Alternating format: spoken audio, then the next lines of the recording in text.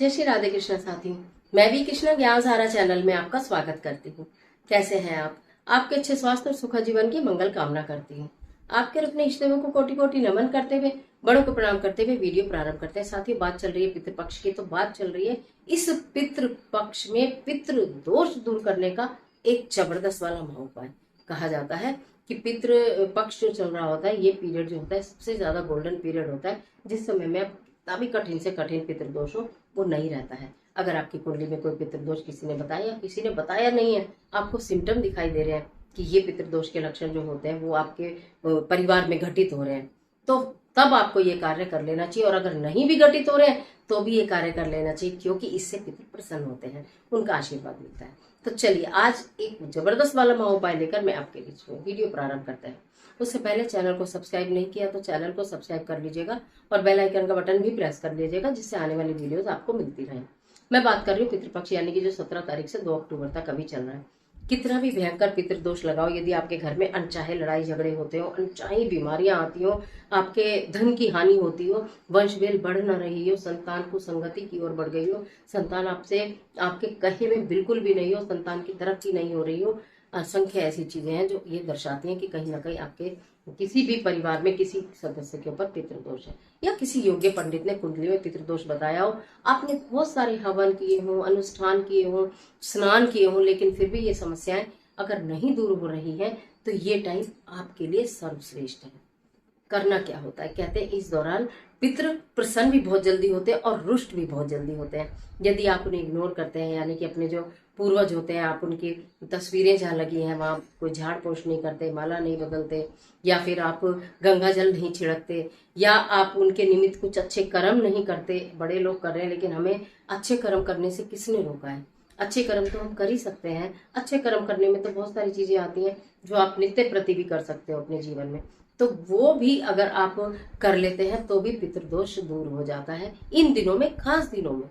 तो आपको क्या करना है, देखिए, पूरे के पूरे दिन है, किसी भी दिन, 1 दिन, 3 दिन, 5 दिन, 7 दिन, 9 दिन, 11 दिन, 13 दिन, कितने भी दिन, या फिर 15 दिन, 16 दिन के श्राद्ध होते हैं, जितने भी दिन आप चाहें उतने दिन कर सकते हैं। घर में जितने सदस्य हैं, मान लो 1 2 3 4 लोगों का परिवार होता है, कभी कभी 6 लोगों का भी होता है, सबकी पॉकेट से 1 1 रुपए का सिक्का लो, 2 रुपए का, 5 रुपए का, 10 रुपए का, जैसे भी आपकी सामर्थ्य है सारे सिक्के लो। जिस भी व्यक्ति से एक सिक्का लो उसके ऊपर से 7 बार एंटी क्लॉकवाइज उतार दो, एक हाथ में रख लो उल्टे में, दूसरे से लो उसके भी उतार के उल्टे में, तीसरे से लो उसके भी उतार के सिर पे से उल्टे में। इस तरह से एक हाथ में सारे सिक्के उल्टे हाथ में आपके इकट्ठे हो गए। शाम के समय इस कार्य को कर सकते हैं। पूरे दिनों में कितने भी दिन, 1 दिन, 3 दिन, मैंने बताया ना, कितने भी दिन आप कर सकते हो, शाम का समय होना चाहिए। और उन्हें ले जाकर मंदिर के दान पात्र में डाल दो। मंदिर का दान पात्र ना हो तो किसी जरूरतमंद को वही मुट्ठी जिसमें कि वो पैसे हैं ऐसे बंद करके उसके हाथ में तोड़ दो कि ले जाओ। आप ये देखेंगे कि पितृदोष दूर करने का सबसे उत्तम उपाय है ये। और खास तौर से जब जब आपके पर बहुत कर्जा हो, जब आपके की धन की हानि हो रही हो, जब आपका व्यापार न चल रहा हो, जब आपकी नौकरी बार बार छूट रही हो, जब आपको घर में बरकत रहा हो, उस कारण में ये उपाय जबरदस्त काम करता है। ये आप कर लीजिएगा। अब आप कहेंगे हमारे छोटे बच्चे हैं, गोदी के बच्चे हैं, तो क्या करें? कोई बात नहीं, तब तो मम्मी पापा है ना। आपने अपनी पॉकेट से लिया, अपने हस्बैंड की पॉकेट से लिया, उन्हीं की पॉकेट से बच्चे के लिए ले लो, 2 बच्चों के हाथ में दे दो पहले, फिर उसके बाद उनसे लेकर उनके ऊपर एंटी क्लॉकवाइज उतार कर दे दो। ऐसे कर सकते हैं। दूसरा एक जबरदस्त वाला उपाय है धुनी का उपाय। आपको संध्या समय में अक्सर हम कपूर जलाने के लिए बोलते हैं कि आरती करें और कपूर जलाएं, पूरे घर में घुमाएं, नेगेटिविटी दूर हो जाती है। क्योंकि ये पितृपक्ष का समय है।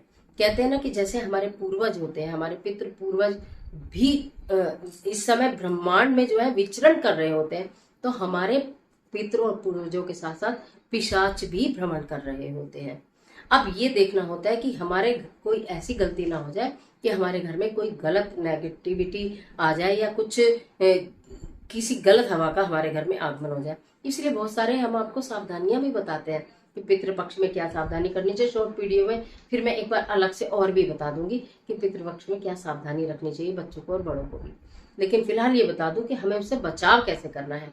एक मिट्टी का पात्र बना लीजिएगा, कोई भी मिट्टी का बर्तन ले लीजिएगा, ठीक है। उसमें आप थोड़ा सा गाय के गोबर का कंडा रखिए, उसके ऊपर थोड़ा सा शुद्ध घी डालिए, उसके यूपर कपूर डालिए, चूर के भी डाल सकते हैं। उसके ऊपर थोड़ा सा गुड़ डालिए, उसके ऊपर 1 चुटकी काले तिल डालिए, या यूं बोलो तो 1-1 चुटकी काले तिल सब के नाम से डाल दीजिए। घर में 6 लोग हैं तो 6 चुटकी काले तिल डालिए और उसे प्रज्वलित कर दीजिए, उसे जला दीजिए। पूरे घर में घुमाने के बाद उसे मंदिर में नहीं रखना, उसे मंदिर में नहीं रखना, समझ गए। उसे बाहर ही आप अपने घर में ही जलाइए और पूरे घर में घुमाने के बाद मुख्य द्वार पर रख दो, अंदर की तरफ या बाहर की तरफ कहीं भी। प्रतिदिन फिर उस बर्तन का जो उसमें ऐश बचेगी, उसमें राख बचेगी, उसे बाहर किसी पौधे में डाल दो, फिर पुनः उसमें जलाओ। ये चाहे तो आप पूरे भर कर सकते हैं, चाहे तो आप कभी कभी कर सकते हैं। इन दिनों के बीच में जब भी हो सकता है, एक दिन नहीं करा, दूसरे दिन नहीं करा, जब भी करें, पर 5-7 बार कर लीजिए। पहले दिन और आखिरी दिन, अमावस्या के दिन तो जरूर कर लीजिए। हालांकि संभव हुआ तो अमावस्या पर मैं आपको एक हवन घर में ही करना बताऊंगी कि कैसे आप घर में एक हवन करें पितरों की आत्मा की शांति के लिए, उनकी मोक्ष की प्राप्ति के लिए। लेकिन संभव हुआ तो बना दूंगी जरूर। लेकिन फिलहाल जो बता रही हूँ कि धुनी जो करनी है वो अमावस्या के दिन भी जरूर करनी है, शनिवार के दिन भी जरूर करनी है। बाकी अगर आप रोज कर सके तो इसमें कोई बुराई भी नहीं है। इसमें फायदा है, आपके घर से नेगेटिविटी दूर हो जाएगी, कोई नेगेटिव ऊर्जा आपके घर में प्रवेश नहीं करेगी। आपके घर का जो ऑरा है वो एकदम पॉजिटिव और पवित्र हो जाएगा। इस कार्य को आप जरूर से जरूर कर लीजिएगा। गाय को, कुत्ते को, कौवे को रोटी देना बिल्कुल मत भूलिएगा। कौवे को छोटे छोटे पनीर के पीस किसी दिन खिलाइए, किसी दिन मीठी रोटी बना के खिलाइए। मीठी रोटी नहीं बना सकते तो रोटी बना के उसके ऊपर घी लगा के थोड़ा सा चीनी, शक्कर, गुड़ जो भी आपके पास हो अच्छे से लगा दीजिए रोटी पर, और फिर इसके बाद टुकड़े टुकड़े टुकड़े करके डाल दीजिए। कबूतर खाए, कौवा खाए, चिड़िया खाए, कट्टो गिलहरी खाए, किसी पेड़ के नीचे डाल दो, जो भी खाए खा ले। न जाने किस रूप में, न जाने किस रूप में हमारा भोजन आकर कौन ग्रहण कर जाएगा और वो ग्रहण करके तृप्त हो जाएगा। तो ये चीजें होती हैं हमें जिनसे हम अपने कर्मों को स्ट्रॉन्ग करते हैं। तो जो मैंने महा उपाय बताए वो तो आप करिएगा। ये जो मैंने बोला कि किसी को खिलाइए, ये सब चीजें तो आप करेंगी। लेकिन जो धुनी वाला काम है और सिक्के वाला काम है, ये जरूर से जरूर कर लेना। धुनी नेगेटिविटी दूर करेगी, गलत ऊर्जा को घर से निकालेगी, और जो सिक्के वाला उपाय है ये आपके घर से धन की कमी को दूर करेगा और पितृ आपसे प्रसन्न हो जाएंगे। पितृ पक्ष में इस कार्य को कर लीजिए तो आप ये देखेंगे आपकी तो बस मैं क्या ही बोलूं, बल्ले बल्ले हो जाएगी। कितना भी भयंकर पितृदोष हो, इस कार्य से वो दूर हो जाता है। और साथ में देखिए, मैंने बोला अपने कर्मों को स्ट्रॉन्ग करिए, दया भाव रखिए, दया दृष्टि रखिए। जरूरी नहीं है कि बहुत अधिक पैसा खर्च करके ही आप दया कर सकते हैं किसी के साथ। किसी का उपहास ना उड़ाएं, किसी की जरूरत को समझते हुए जितना भी प्रयत्न हो उतना उसका सहयोग कर दें। अगर वो कोई ज्यादा परेशान है तो उसका उतना सहयोग कर दें। खासतौर से अन्न से, वस्त्र से, जल से, इन चीजों से उसका सहयोग करें। संभव है, बहुत धूप है, अगर आप दे सकते हैं तो छाता दें, चप्पल दें, अंगोछा दें। ये चीजें आप अगर इन चीजों का दान करते हैं, ज्यादा से ज्यादा टॉर्च दे दें। बहुत सारी कुछ ऐसी चीजें विशेष, उन चीजों को मैं शॉर्ट वीडियो में आपको बता दूंगी कि अगर आप श्राद्ध कर रहे हैं तो पंडित या पंडितानी को आप क्या चीजों का दान दें। श्राद्ध नहीं कर रहे हैं तो भी इन चीजों का दान पितृपक्ष में जरूर कर दें। लेकिन फिलहाल मैंने जो महा उपाय बताया है पितृ दोष दूर करने का, ये जबरदस्त वाला उपाय जरूर कर। आज के लिए इजाजत दीजिए। आशा करती हूँ वीडियो आपके लिए बहुत उपयोगी साबित होगी।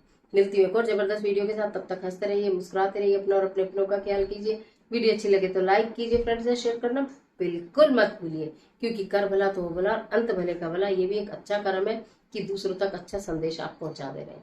और कमेंट बॉक्स में ओम पितृभ्य नमः जरूर लिखिए। ईश्वर आपकी मदद करे।